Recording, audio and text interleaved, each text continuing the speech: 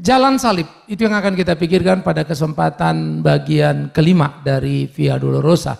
Kita akan membuka Alkitab kita dua bagian. Pertama Filipi pasal 2 ayat 5 sampai 8. Lalu persiapkan Lukas pasal 9 ayat 23. Jika saudara sudah mendapatkan, kita akan baca dua bagian ini. Yang pertama Filipi pasal yang kedua ayat 5 sampai 8. Lalu yang kedua Lukas 9 ayat 23. Kita mulai Filipi pasal 2, 5 sampai 8. Saya baca 5, saudara baca 6. Hendaklah kamu dalam hidupmu bersama menaruh pikiran dan perasaan yang terdapat juga dalam Kristus Yesus.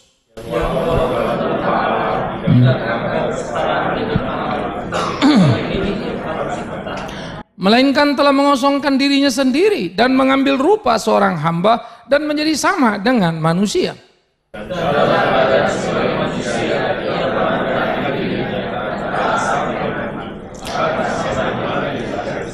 Lukas 9 ayat 23. Kita akan membaca bagian ini bersama-sama. Lukas 9 ayat 23. 1, 2, ya. Katanya kepada mereka semua, setiap orang yang mau mengikut aku, ia harus menyangkal dirinya, memikul salibnya setiap hari, dan mengikut aku. Jalan salib adalah jalan Kristen sebagai pengikut Kristus. Tidak ada pilihan yang lain. Alkitab tidak pernah menawarkan kita ikutlah Yesus maka penyakitmu akan sembuh. Ikutlah Yesus maka kau yang miskin akan kaya. Ikutlah Yesus semua persoalanmu akan selesai. Tidak pernah Alkitab menjanjikan. Jangankan 2 kali, 1 kali pun tidak. Bahwa kekayaan adalah miliknya, yes. Bahwa dia bisa membuat orang kaya, yes. Kaya itu bukan dosa, tapi awas, miskin itu bukan aib. Yang menjadi aib atau dosa adalah jikalau hidup kita tidak benar dan tidak sesuai dengan apa yang Allah kehendaki. Oleh karena itu, sebelum dia disalibkan saudaraku, murid-murid sudah tahu tentang hal ini. Nah, ini akan menjadi pokok perenungan kita. Berapa jalan salib dan para murid itu gugur, tidak satupun yang tiba di ujung salib itu sendiri. Pertama saudara-saudara, bagaimana pemahaman ini memang menjadi amat sangat penting. Bukan seberapa tahunya kamu, tapi seberapa sungguhnya kamu dan seberapa terbuktinya kamu menjalani hari-hari hidup yang berkualitas bersama dengan Tuhan itu. Penderitaan jalan salib. Pada Matius 16 ayat 21, itu menjadi pemberitahuan pertama. Dia memberitahukan kepada murid-muridnya bahwa anak manusia itu akan ditangkap, dianiaya, disalibkan, tapi bangkit pada hari yang ketiga. Saudara-saudara, murid-murid tahu, yes, personal Tuhan beritahu dalam kelompok mereka. Lalu pada Matius pasal 17, kembali dia mengulang itu. Ini menjadi pemberitahuan yang kedua dalam peristiwa yang berbeda lagi. Muridku, ingat, anak manusia, dia bicara dirinya, akan ditangkap, dianiaya, disalibkan, dan akan mati. Tapi bangkit pada hari yang ketiga. 2 kali mengulang yang pertama mestinya cukup jelas. Tetapi entah mengapa Yesus memberitahu lagi untuk yang ketiga kali. Itu di Matius pasal 20 ayat 19. Hei murid-muridku, ingatlah bahwa anak manusia akan ditangkap, dianiaya, disalibkan, mati, dan bangkit pada hari yang ketiga. Itu menjadi pemberitahuan yang ketiga. Nah, saudara-saudara yang kekasih, pemberitahuan yang ketiga sudah diberitahukan. Istilahnya kalau kita ngasih peringatan, 1 kali, 2 kali, 3 kali selesai. Masih dilanggar kita hukumkan gitu ya. Saudara di kantor SP, surat peringatan 1, 2, 3 yang dikeluarkan. Yesus masih teruskan yang keempat. Pada Matius pasal 26 ayat 1 dan 2. Bahwa anak manusia akan ditangkap, dianiaya, disalibkan, mati, dan akan bangkit pada hari yang ketiga. Kalau saudara membaca seluruh Alkitab, saudara tidak akan dengan secepat mungkin berbicara tentang kekristenan. Semua orang mudah bicara Kristen, apapun kalau belum membaca semua Alkitab. Seakan-akan Alkitab seperti apa yang kita bayangkan dengan tataran nilai yang ada. Banyak orang selalu bertanya pada saya, Pak, Orang itu kan ngerti Alkitab, kenapa begini, kenapa begitu. Jangankan orang itu, Rasul itu 3,5 tahun. Dan mereka sudah pintar. Dan mereka pergi berkhotbah. Tapi mereka tidak mencintai jalan salib itu. Apalagi kalau cuma sekedar mengatakannya, terlalu amat sangat luar biasa mudah. Karena itu menyangkut knowledge. Anda sedikit pintar, saya bisa latih untuk banyak tahu hal. Kalau kamu berbakat, cukup kasih saya waktu 1-2 bulan untuk melatih kamu jadi pengkhotbah. Dalam 1 tahun, saya latih terus menerus bagaimana membuat struktur khotbah, lalu skemanya, masuknya, poinnya segala macam. Setahun kamu pasti jadi pengkhotbah yang cukup baik. Tapi demi Tuhan yang hidup, kalau itu yang dilakukan, maka bersalahlah kita. Yesus mengajar murid-muridnya tidak kunjung usai. Bukan bagaimana cara berkhotbah, bagaimana cara hidup. Bagaimana mencintai jalan salib itu. Nah oleh karena itu saudaraku yang dikasihi oleh Tuhan Yesus Kristus. Pemberitahuan itu sudah begitu luar biasa. Dan pada waktu perjamuan malam, perjamuan akhir, telah sabar, dia kumpulkan murid-muridnya lalu dia berkata kalimat yang sangat luar biasa. Bahwa kalian semua akan goncang imannya. Tidak akan satupun kalian mampu berdiri dan masih bersama-sama dengan aku.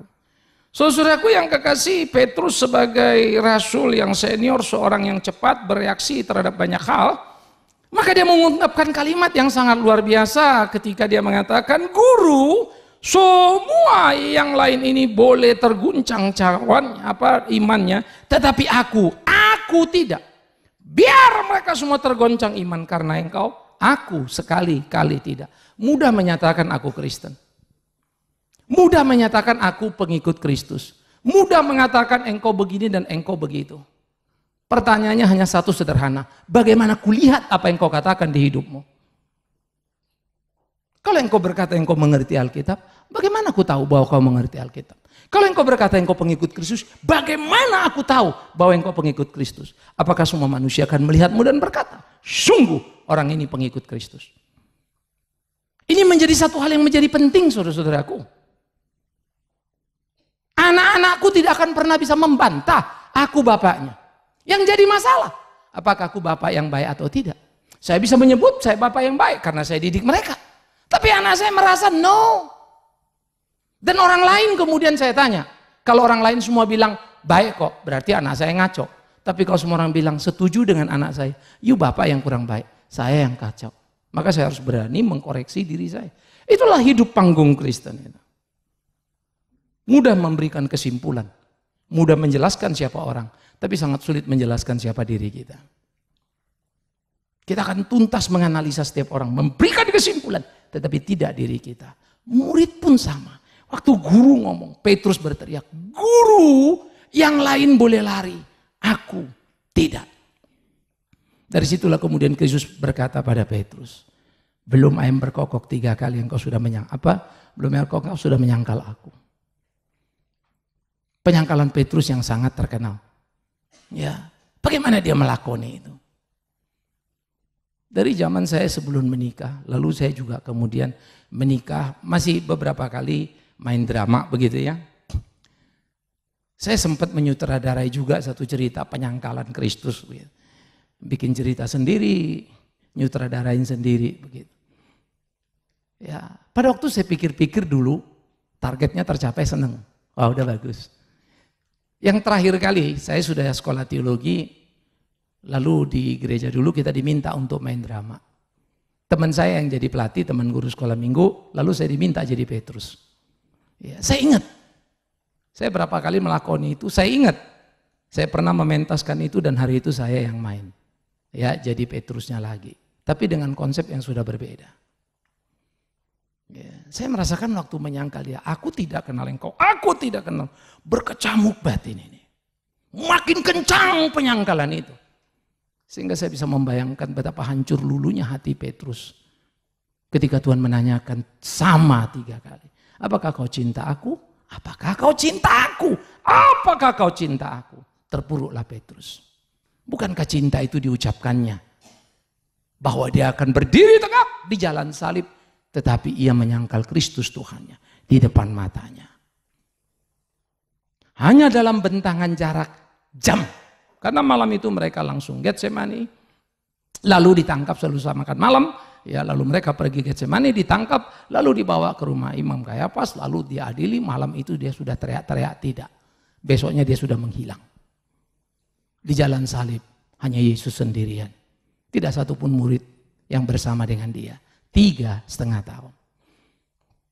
Karena itu kalau mahasiswa teologi belajar 6, 5 tahun misalnya ya, lalu kemudian ngaco-ngaco, murid saja 3,5, gurunya Yesus. Sekolah teologi sekarang banyak gurunya yang kacau-kacau kan. Bisa saja guru kencing berdiri, murid kencing berlari. Mudah sekali. Anak saya puluhan tahun menjadi anakku. Belum tentu bisa menangkap seluruh apa yang aku mau. Karena bisa jadi apa yang kuajarkan tidak cocok dengan apa yang kujalankan. Dan akhirnya mereka dengar tapi mereka juga tidak mau lakukan. Apa-apa juga nggak begitu. Kalau anakku kusuruh, ayo kamu mesti rajin doa, kamu sungguh-sungguh pelayanan. Lah apa-apa aja enggak. Omong kosong bukan? Maka anakku tidak akan melakukan. Tapi Yesus Kristus, apa yang tidak dilakukannya dari apa yang tidak dikatakannya. Dosa telah membuat manusia begitu buta luar biasa. Sehingga dosa itu hanya membuat kita mampu mencintai diri.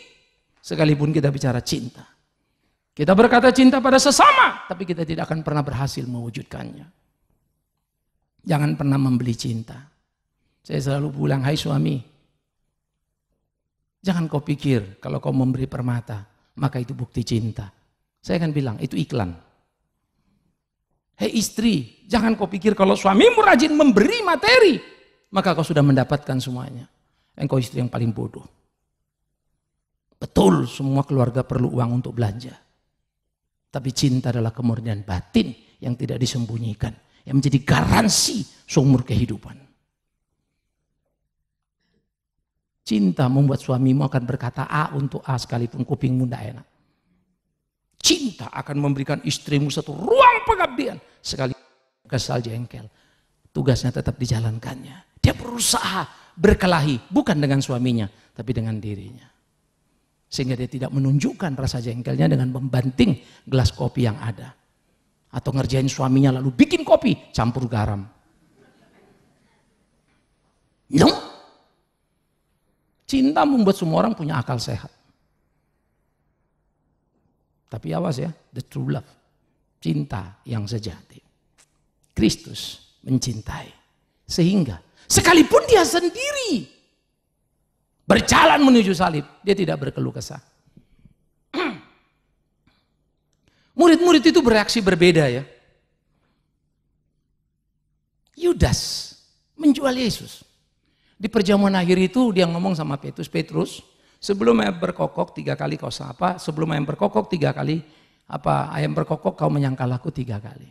Dia kata pada Yudas beda lagi, Yudas perbuatlah yang mau kau perbuat. Karena Yudas mau menjual Yesus. Saya kadang-kadang pikir ini guru gila juga ya. Murid mau bikin salah kok nggak dicegah. Memahami doktrin pilihan sangat sulit. Susah. Itu Yesus. Yudas, pergilah. Perbuatlah apa yang kau perbuat. Dalam tanda petik, Yesus bertanggung jawab untuk masuk nerakanya si Yudas. Karena dia yang nyuruh. Dalam tanda petik. Yesus jahat. Dalam tanda petik. Yesus tidak penuh dengan cinta kasih dalam tanda petik. Tapi tahukah kau? Tiap orang pilihan pasti akan menjalankan apa yang menjadi ketetapan kehendak Tuhan. Apapun yang terjadi di dalam perjalanan hidupnya, ia tidak akan pernah meninggalkan Tuhannya. Petrus memang menyangkal, pada akhirnya kembali.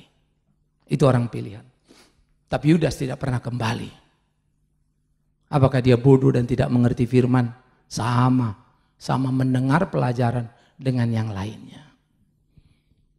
Bahkan dia tergolong pada posisi yang lumayan, seorang bendahara. Karena itu saudara-saudara yang dikasihi oleh Tuhan Yesus Kristus, pemberitahuan tentang jalan salib jelas berulang kali. Diresponi murid-murid, yes guru, sungguh kami jalan apalagi Petrus. Semua boleh goncang, aku tidak. Itu menjadi fakta yang tidak terbantah. Ajaran yang sangat terang benderang. Tapi para murid itu lari dari jalan salib. Gambaran gereja. Gereja tidak pernah suka jalan salib. Kita suka jalan agama. Yang melepaskan manusia dari persoalan. Karena itu agama akan laku. Kalau kau jual, ikut Kristus semuanya beres. Ikut Kristus semuanya enak. Ya. Ini menjadi satu pergumulan serius kita, saudara. Oleh karena itu bagaimana kita menjalani hari-hari kita? Jalan salib. Gereja hanya mau jalannya sendiri. Tapi Kristus disebutnya, salibnya tidak dicintai. Orang suka Kristus.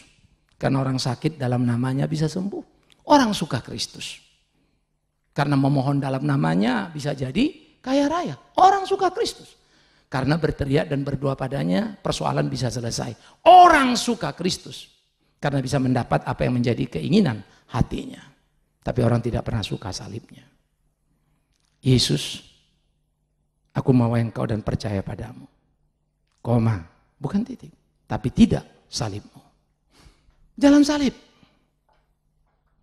Panggung yang kita mainkan. Drama yang kita jalankan.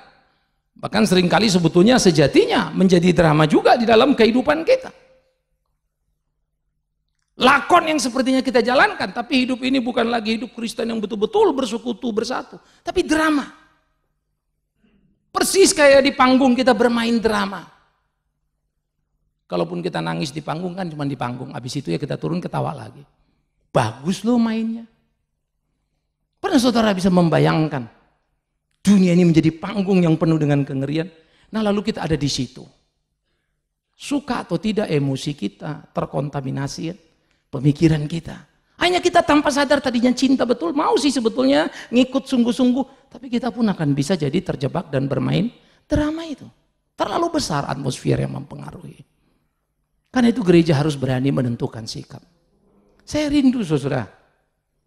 Dengarkan kalimatku. Doaku bukan 1000 orang memenuhi gedung ini, lalu kita bisa beli gedung yang lain. No. Doaku berapa orang yang sungguh-sungguh setia dan mau mengerti. Yang mau menjadi murid dan diajari. This is my dream. Bagaimana kita berjalan? Bagaimana kita bertanding?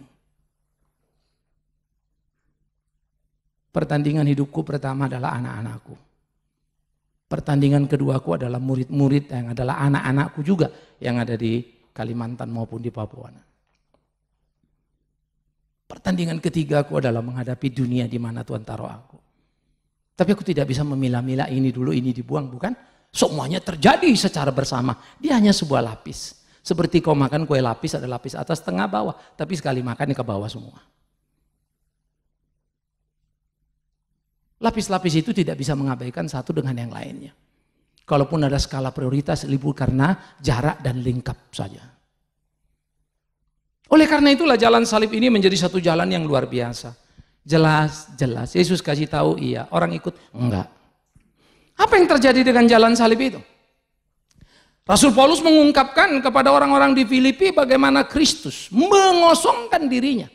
Tidak mempertahankan kesetaraannya dengan Allah, melainkan mengosongkan dirinya untuk jadi sama dengan manusia, mengambil rupa seorang hamba. Dia jadi sama dengan manusia, dia jadi hamba.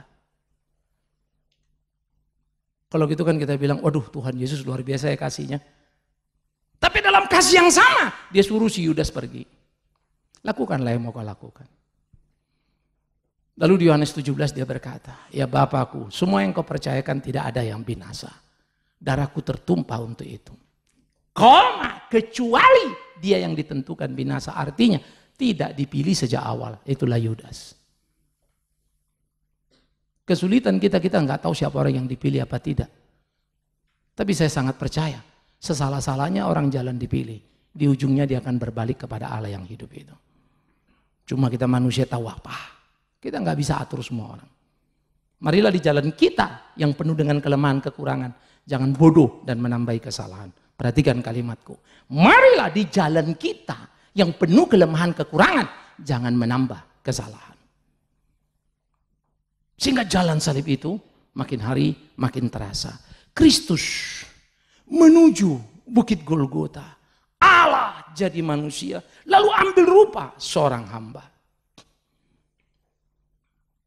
Saya suka bilang saudara, hari ini kalau saya mau lebih kaya 2-3 kali lipat dari kondisi sekarang, itu urusan sederhana. Tinggal ngerubah switch pelayanan saya saja. Tidak usah keluar kota saja, saya sudah bisa menghemat sekian puluh juta every month. Lalu saya jual diri saya dikontrak orang, sudah jadi ratus juta. Dan saya bisa memodif khotbah saya, jangan terlalu kenceng-kenceng, keras-keras. Yang bikin enak kuping saja. Saya tahu marketingnya. Tapi demi Tuhan yang hidup, aku lebih suka mencintai dia daripada dibuangnya. Namun itu pun kalau hari ini, dengan cinta yang kukatakan, aku dibuatnya lebih miskin. Ngeri juga ya. Mikir juga saya. Saya bersyukur pada Tuhan yang baik. Menggoncangku dengan 3 peristiwa. Setitik aku terpisah dari hidup itu. Dan itu membuat aku makin ngerti. Mati hidup hanya sekelebat dia. Saya bicara bukan karena memang itu semua orang bilang. Saya bicara karena ada di titik-titik nadir yang berat itu.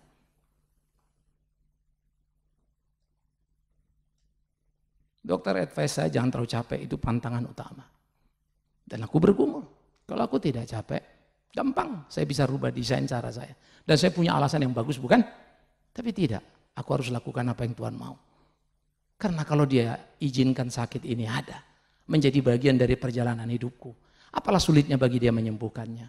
Oleh karena itu kalau ada sakit ini dalam melayani dia, masa iya dia tidak punya maksud di sana. Kalau aku mati karena itu, puji Tuhan. Pak Bigman mati kecapean pelayanan, lebih enak kan? Daripada Pak Bigman mati kecapean tidur. Pilihlah mati yang terhormat itu. Jalan salib. Maka Kristus berjalan. Dan ketika dia jalan salib itu secara physically. Jadi kita mesti ngelihat, jangan terpukau dengan fisiknya ya. Tapi saya mau juga bicara supaya Anda ngerti, saudara ngerti. Waktu dia malam ditangkap kemis itu, dibawa ke tempat imam. Belum jelas, udah dipukul, udah digebukin. Udah dicaci maki, sudah dituduh.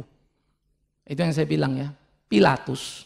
Pengadilannya masih ada secercah kebenaran, karena Pilatus bilang orang ini nggak salah. Cuma Pilatus mencuci tangannya dan mengabaikan kebenaran. Tapi di tempat imam justru salah sama sekali. Nggak ada kebenaran yang tersisa. Jangan pikir gereja itu tempat kumpulan para malaikat surgawi. Ya, Lucifer sangat suka ke surga. Apa ke dunia, ke gereja. Kenapa Lucifer suka ke gereja? Karena banyak kawannya. Ini hidup. Lucifer itu sangat suka ngumpul-ngumpul sama pendeta. Karena banyak pendeta yang cinta rupiah. Dan menjual dirinya. Miris ya. Dia dianiaya. Pengadilan tanpa keadilan adalah tempat imam besar. Keadilan dengan secercah keadilan tapi tak berwujud. Itu pengadilan Pilatus. Jadi baik mana pengadilan Pilatus sama pengadilan para imam? Pilatus, si kafir itu loh. Miris ya. Karena itu kita mesti melatih diri. Jangan pernah pikir yang akan menyalibkanmu adalah penjahat di luar sana. Lihatlah Yesus Tuhanmu. Dan jangan kehilangan imanmu. Oleh karena itu saudara, Kristus berjalan, sudah dipukul. Semalaman tak tidur. Letih. Ada satu tempat kalau di sana diyakini sebagai tempat dia dipenjara. Itu turun ke bawah. Diturunkan dan itu sangat gelap. Lembab. Saya kalau tiba situ lalu bacakan Mazmur pergumulan Kristus. Saya nggak bisa bayangin. Kesendirian. Bangun. Besoknya langsung dibawa pengadilan. Kirim sana, kirim sini seperti bajingan tengil. Dari Pilatus, Herodes, balik Pilatus. Tidak salah semua teriak. Yang teriak adalah orang suci. Salibkan dia! Salibkan dia. Orang suci yang berteriak. Pertanyaannya, yang berdosa itu Yesus apa orang suci ini? Karena teriakannya adalah salibkan dia. Artinya Yesus si pendosa, bukan? Bukan orang suci itu. Tapi Alkitab mencatat orang suci itu ternyata suci bajunya, tidak hatinya. Yesus ternoda, Yesus terhina, cambuk derita, mahkota duri, semalaman tak tidur. Ia berjalan.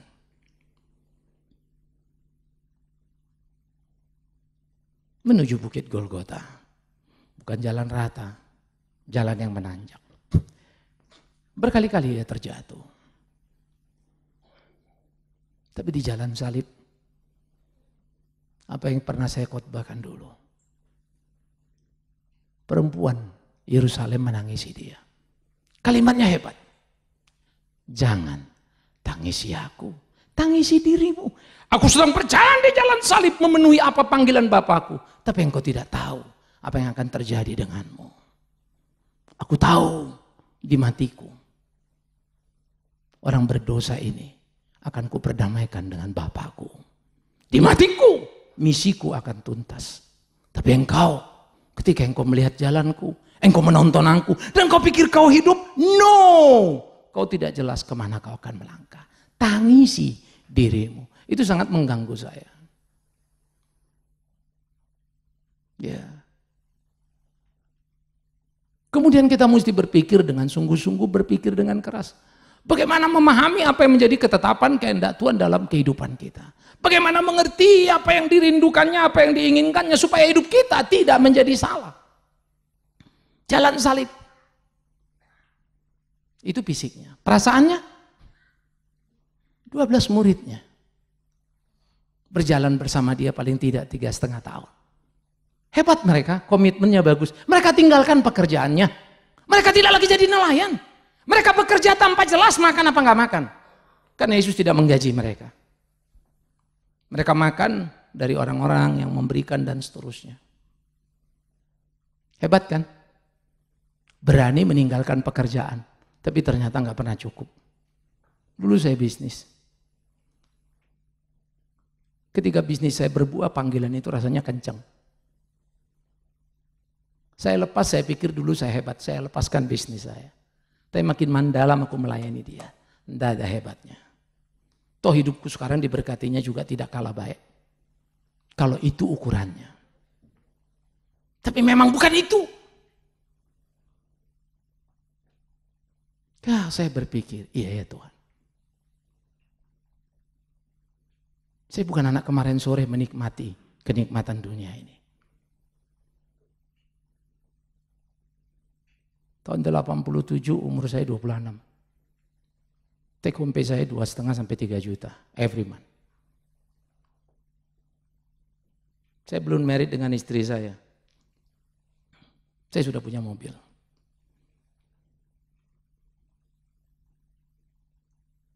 Bahkan waktu jadi pendeta yang paling sakit, mobil kami 321 ludes, rumah 2 sisa 1, hampir terjual. Deposit udah ludes duluan. Barulah saya belajar. Melayani Tuhan itu bukan apa keputusanku, tapi apa keputusannya. Keputusanku kurasa aku hebat. Keputusannya hampir aku terpuruk. Karena sempat kecewa dengan dia. Aku tidak suka jalan salib itu.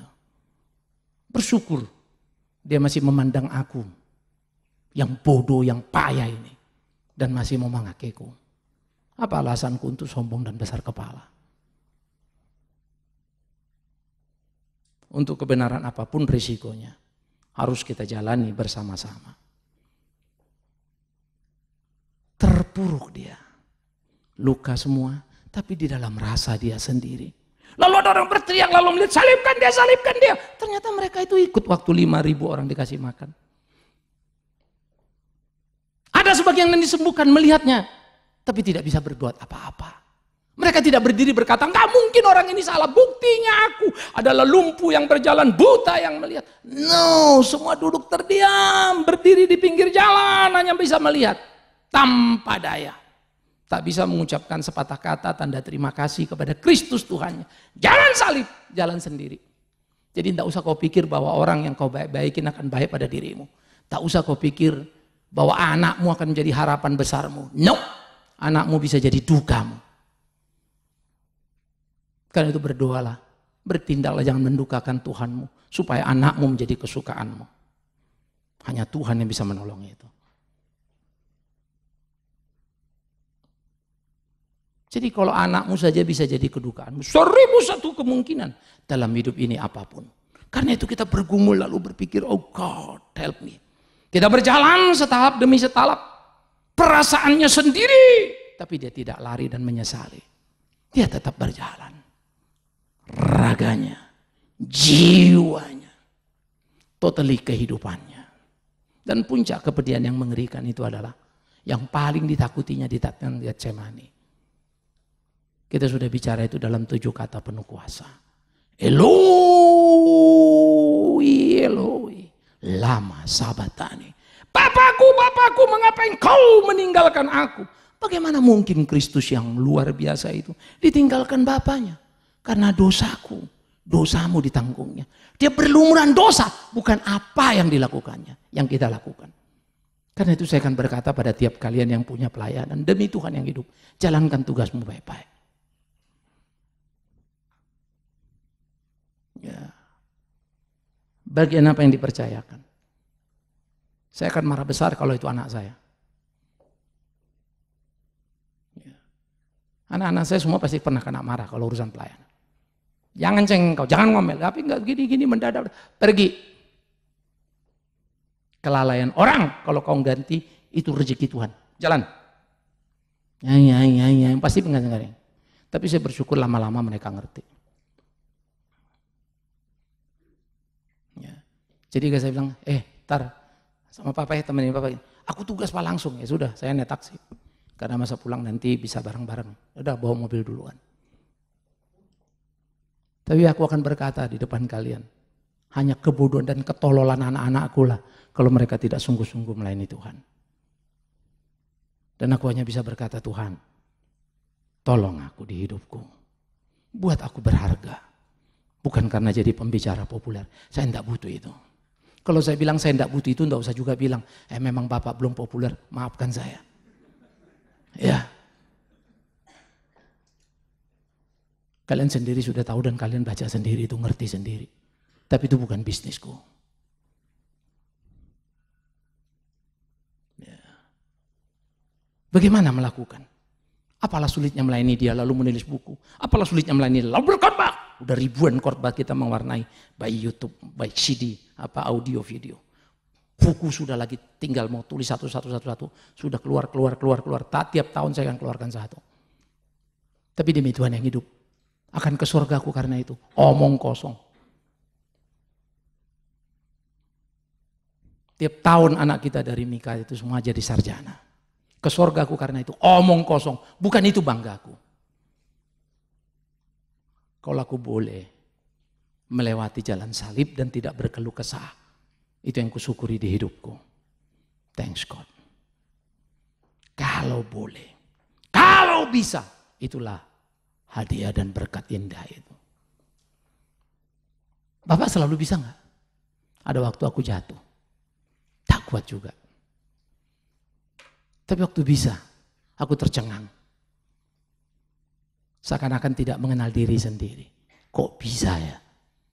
Karena originalku ini manusia berdosa. Itu Tuhan. Karena itu mari kita jalani, saudara. Bagaimana dia menjalaninya di dalam rasa sampai puncak. Bukan saja terpisah dari orang sekitar yang pernah ditolongnya, yang disembuhkannya, tapi dari Bapaknya yang mengasihi dia. Karena dosa yang ditanggungnya. Jalan salib berujung pada sebuah kematian. Tapi kematian bukan itu persoalan. Keterpisahan dari Bapa. Maka betullah, tepatlah kalau orang selalu berkata, jangan makan buah itu Adam, kalau kau makan kau mati. Mati artinya terpisah dari Allah. Kematian physically itu hanya akibat keterpisahan dari Allah. Yang pertama utama terpisah dari Allah. Yesus terpisah dari Bapaknya. Supaya kita yang terpisah, kata Paulus, diperdamaikan. Itu jalan salib.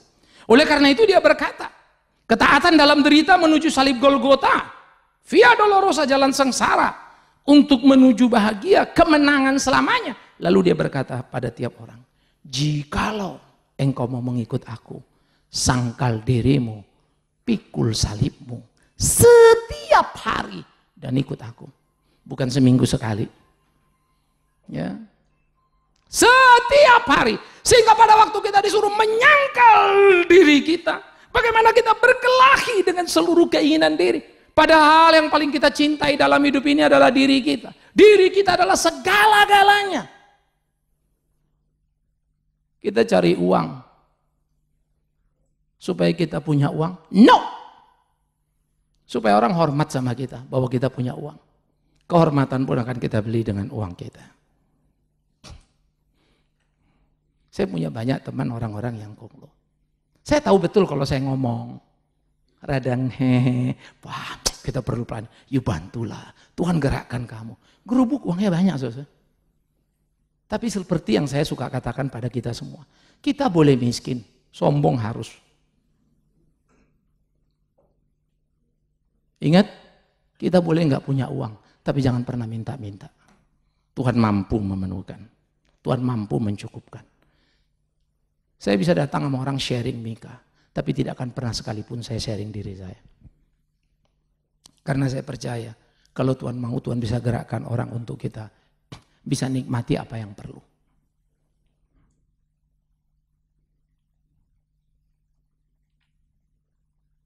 Kita jalani. Ya. Kita lakoni. Biarkan semua berjalan dalam proses dan cinta kasihnya. Sehingga menyangkal diri adalah hidup bukan berpusat pada diri. Waduh, sulit itu. Tapi kalau tidak pernah kita mulai dari yang kecil, nggak akan pernah kita. Krotolinlah dirimu sedikit demi sedikit demi sedikit.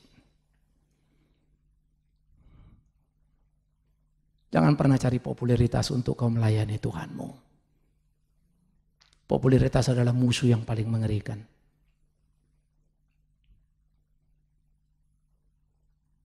Saya tidak takut sehat, hanya sakit. Saya lebih takut sehat. Kalau sehat berpeluang bikin saya berdosa. Lebih bagus saya sakit, tapi bisa tidak dosa, ingat dia terus. Tapi kalau sakit pun bikin dosa, ya mendingan sehat dah. Karena mestinya otak kita ini kan jalan ya. Namanya sehat sama sakit, masa kamu tidak bisa bedain sih. Kalau sakit juga masih bikin dosa, kan kelewatan banget. Ya. Jangan kalian pikir karena, oh Pak Bigman, ada lu kenal ini uangnya cukup. No. Kalau saya duduk diam berpikir jujur, kadang-kadang muncul ketakutan akibat apa yang kita miliki, perhitungan-perhitungan itu keluar di sini. Itu mesti berdoa lagi, Tuhan tolong aku, jangan kejebak. Semua yang ada padaku datang darimu. Tapi semua ini menggangguku. Kadang aku berpikir apa yang perlu dan begini dan begitu. Perlu sebuah kelatihan, perlu sebuah pergumulan yang serius. Kecil-kecil, apa yang paling kamu suka coba nggak lakukan.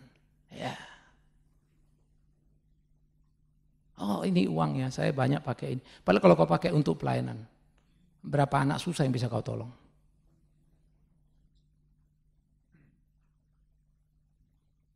Saya sama anak-anak kemarin waktu alumni ngumpul sih. Pak, sebentar. Mereka masukin di grup selfie sebentar Pak, selfie Pak. Saya ketawa-ketawa gitu. Tapi saya pikir ini anak-anakku. Seneng rasanya ya.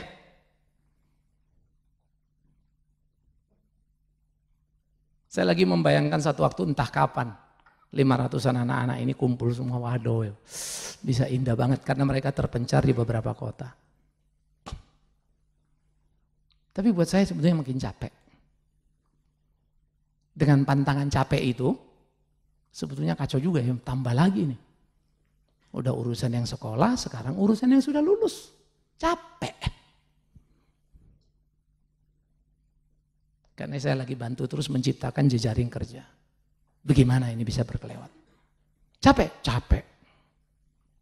Tapi bisakah aku berdalih itu pada Tuhanku? Maka saya suka apa kalimat Paulus. Aku bersyukur karena aku boleh menderita untuk dia. Kemanapun kami pergi, kata Paulus, bau kematian Kristus mengikuti. Waduh, saya ngeri banget kalimat itu. Kemanapun kakiku melangkah, bau kematian Kristus mengikuti aku. Bagi saya Paulus itu seorang yang saya sangat kagumi. Jangan salah paham, ada orang pernah bilang karena saya ngomong gitu. Pak Bingman gak boleh gitu, yang mesti paling kita kagumi Yesus. Itu gak usah kau ngomong, orang mati pun tahu itu. Tapi kita lagi belajar orang hidup ini ngelihat siapa ini rasul yang luar biasa ini. Paulus tidak pernah berhenti mengasah apa yang Tuhan beri padanya. Dia menulis. Lebih dari separuh perjanjian baru, Paulus yang tulis. Otak yang encer Tuhan dia kembalikan. Dan Paulus menghardik banyak orang. Di Korintus orang-orang itu memberitakan Injil hanya untuk kepentingan sendiri. Yang di Roma hanya untuk perutnya itu. Dan kau Alexander, kau tidak tahu sungguh-sungguh bagaimana melayani. Harus belajar. Semua kita belajar dan kemudian kita melihat bagaimana mau bergumul untuk menjadi anak Tuhan yang penuh. Maka sangkal dirimu, pikul salibmu. Artinya apa? Tuhan tidak pernah janjikan hidupmu tanpa masalah dari hari ke hari. Tapi awas, masalahmu itulah rezekimu. Kalau karena kau benar. Tapi kalau karena kau salah, tidak ada upahmu.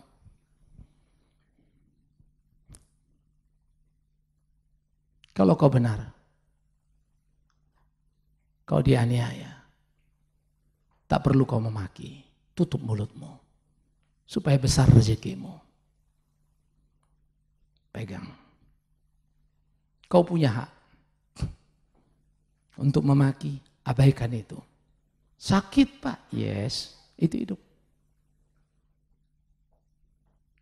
Sebagai orang tua paling gampang ya, kalau anak-anak kita ada kurang ajar. Lalu kita latih ini nahannya. Coba menyabarkan, ngomong pelan. Apalagi kalau saudara tipe orang yang kolerik kayak saya begini. Waduh, saya dominan banget. Saya tidak suka dibantah.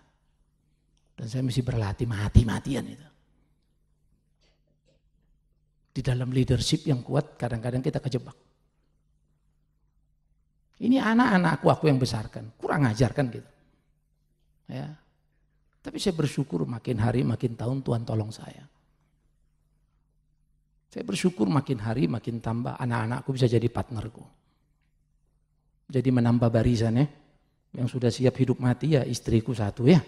Anak-anakku belum terbukti. Biar mereka buktikan nanti itu.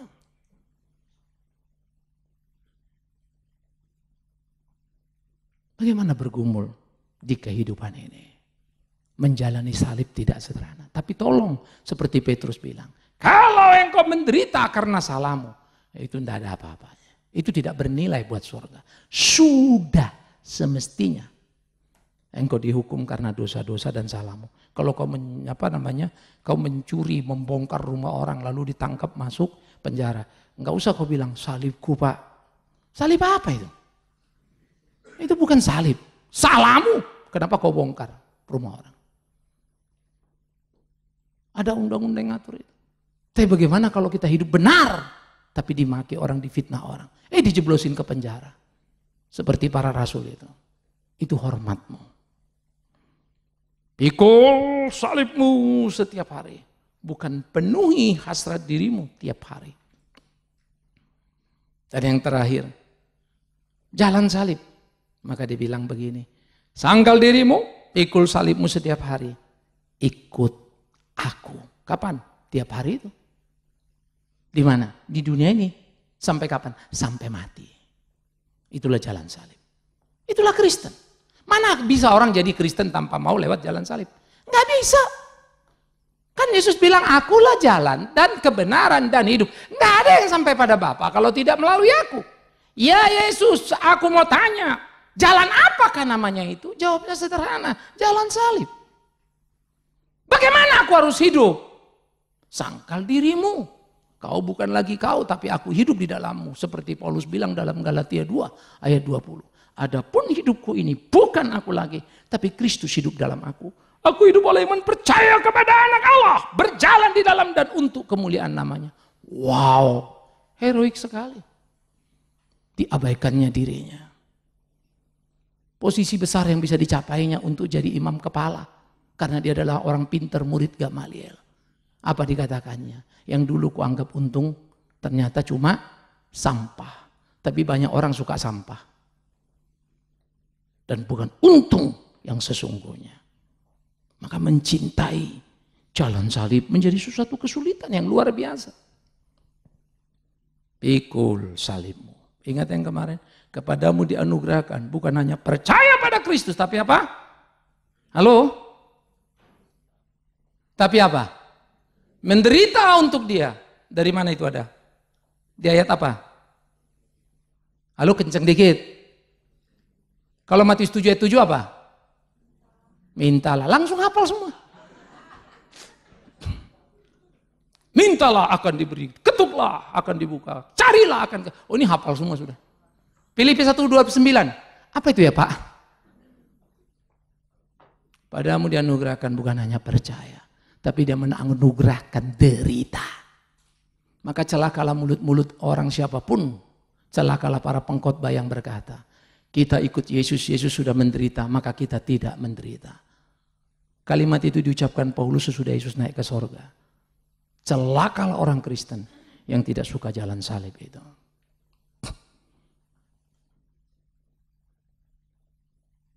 Layani Tuhan. Kalau kau sakit aku akan berdoa. Pak sembuh nggak? Nggak tahu, aku itu bukan urusanku. Bisa jadi aku doa kau mati. Kalau memang itu waktu Tuhan. Tapi enggak usah kau bilang, besok kau telepon ke gereja, Pak Netsen aja yang datang ya. Kenapa? Jangan Pak Bigman lah, takut mati pula aku lagi nanti. Kenapa kalau kau mati? Saya pikir kita enggak perlu basa-basi dalam hidup ini ya. Saya kalau layani orang udah begini, berkeluh kesah. Saya cuma tanya, you mau sembuh? Mau. Kalau Tuhan panggil you siap gak? Diam. Saya tahu orang sakit pasti tidak pernah berharap kalimat itu ditanyakan pendeta. Tapi itu pasti akan saya tanya. Sudah umur, sudah parah, lama.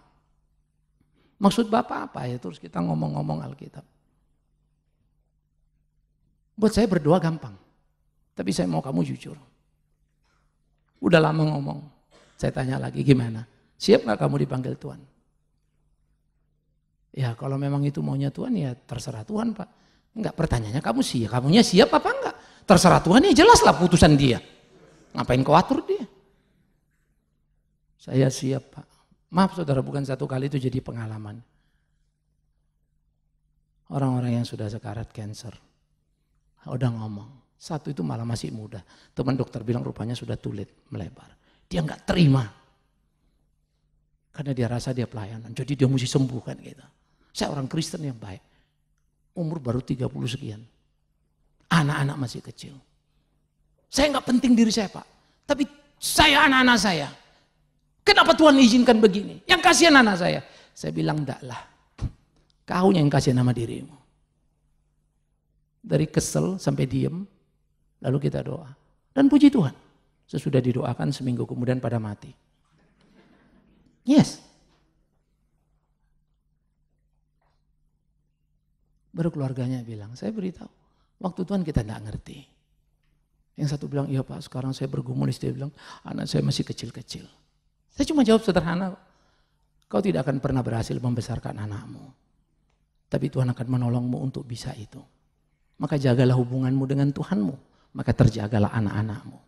Jagalah hubunganmu dengan Tuhanmu, maka terjagalah hidupmu. Amin. Itu jalan salib. Karena dia Allah yang maha kuasa. Jalan salib, via dolorosa, sengsara menuju bahagia.